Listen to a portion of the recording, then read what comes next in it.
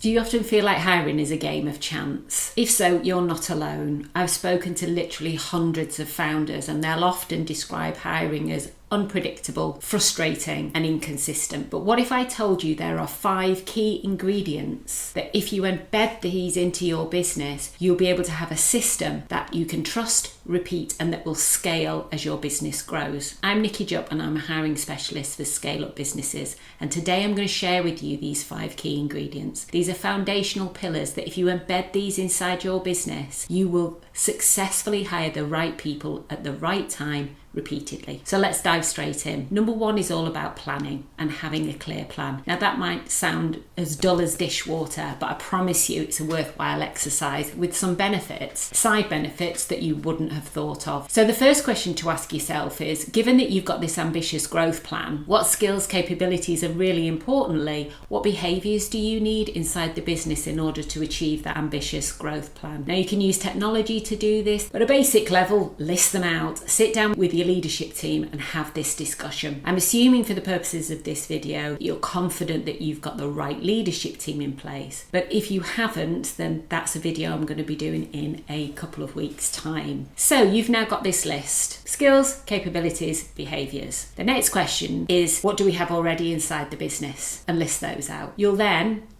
be able to look at what's the gap between the two. Once you look at those gaps and you have this list, you can then ask yourself further questions. Do we want to develop certain individuals internally? Do we need to hire externally? Or is there a way that technology, AI, etc. can bring what we need in order for us to deliver against our plan? When you think about external talent, don't automatically default to it being a permanent recruit. You also want to consider whether you can use a freelancer or whether interim is the right solution. But asking those questions will then allow you to have dialogue so that you are making the right choices given where you need to get to and where you are now. A great byproduct of going through this exercise is it forces you to have conversations with your existing team. In the busy environment that we know that you're in, where everything is number 1 priority, often these conversations get missed. And I've seen it time and time again where businesses default to hiring somebody externally, particularly when you're growing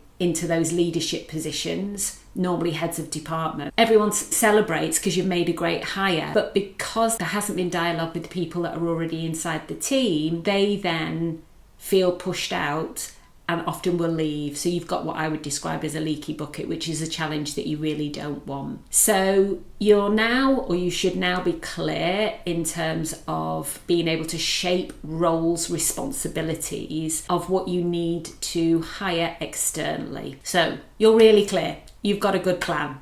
You know what you need, you know what you've already got, and therefore you know where the gap is and how you're going to fill that void, capabilities and behaviours in the business in order to succeed. So what's the next pillar? This is all around proposition. Now, proposition is what's in it for me. If I'm a candidate and you want me to come and work for you, you need to be really clear what it is that I'm going to get. And of course, this means salary, it means holidays, it means the harder benefits that we would traditionally think of when we think about a proposition. Of equal importance is things such as learning and development. It's your mission, your vision, your values, all around your culture. Now remember that the proposition for people at different stages in their career will be different. So you need to understand the talent that you're going to go after and what do you have in your toolkit that you can shape as your proposition when you communicate to attract that different type of talent that you want to go after. To get this proposition and to really understand it, you can do a great internal exercise. I would recommend that you use an external resource, get some people from across the business and get them to talk to you about why it is that they enjoy working there. And then you can marry that with some of the harder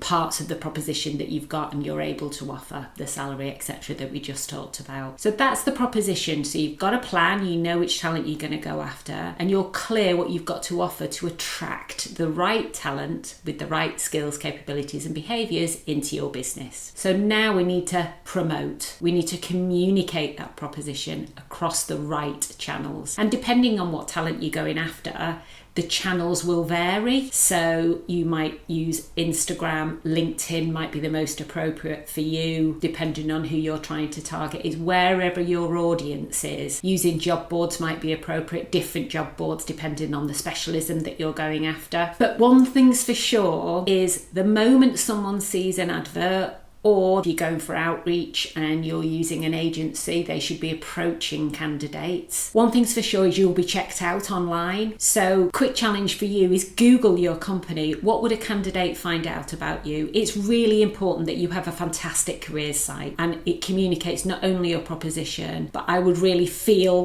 what it would be like to come and work for you. Also check out things like Glassdoor. Have you got ratings on there? Are you managing it well? So then you've got your plan in terms of talent you're going after, the proposition, and you're now clear how you're going to communicate what you have to offer to the right talent. The next foundational pillar is the process, the hiring process itself. And this is often where people fail. So the hiring process includes, of course, the interview process itself, but the hiring process starts the moment a candidate, a potential new employee touches your business. So it's all about the journey that you take them on from start to finish, which is onboarding and beyond. So mapping out that journey end to end, and it can be a very pragmatic exercise, is very important, because then you can make sure each of the touch points that they go on count. And then the all important interview. So you're really clear about the talent you want to go after. You're clear about the value they're going to bring to the business. Everybody's on board. So the interview process itself, be really clear about who's going to be in the interview process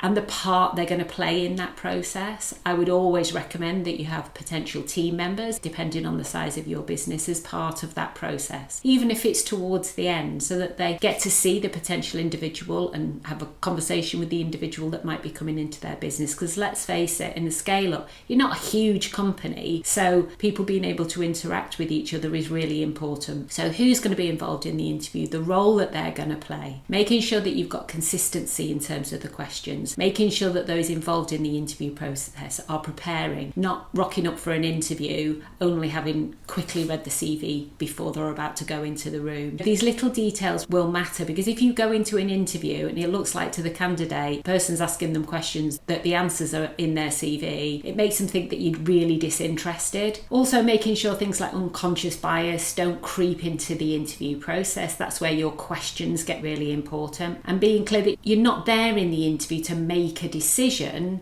you're there to gather information. Getting some training on unconscious bias I would always recommend for people, anyone who's involved in the interview process. It will be hugely valuable. You've got your consistent questions. Everyone knows the role that they're going to play. You're not letting bias come into the equation. And then the next stage is the decision making. And one thing again that I see happens is everyone focuses on the person that's got the job, going back to them, doing the negotiation, which is great because that's what the whole process is there to achieve. But don't forget that other people have put time and effort into that interview process. So giving them really solid feedback is really important, because they might not have got the job with you this time, but whoever they speak to, you want them to say, wow, the experience that I had with that company was second to none. I didn't get the job, but if I saw a job advertised by, then I'd certainly either apply myself or recommend that somebody else applied. So thinking about that, and it doesn't take a lot of time. These things are simple, straightforward, and they make a huge difference. So you've got the right person, they've got the job, everyone celebrates. The final foundational pillar is perform, and this is all around your pre and onboarding process. When I say pre-boarding, as soon as that job is accepted, you want to get the individual to feel like they're part of the team as quickly as possible. So it might be, for example, getting them onto your social channels, such as Slack. It might be that if you've got any in-person social events, that you get them to come along. And one thing you want to avoid is having the first day when someone starts with you, it being just a day of filling out paperwork. So if you've got systems where you can get all the paperwork done before the day that they start, that's even better. So we've done the pre-boarding. They feel like they're part of the team even before they arrive on day one, and then they arrive. And that's when your onboarding becomes really important. Who are they going to meet? What's the purpose of that meeting? How are they going to have check-ins? Who do they go and speak to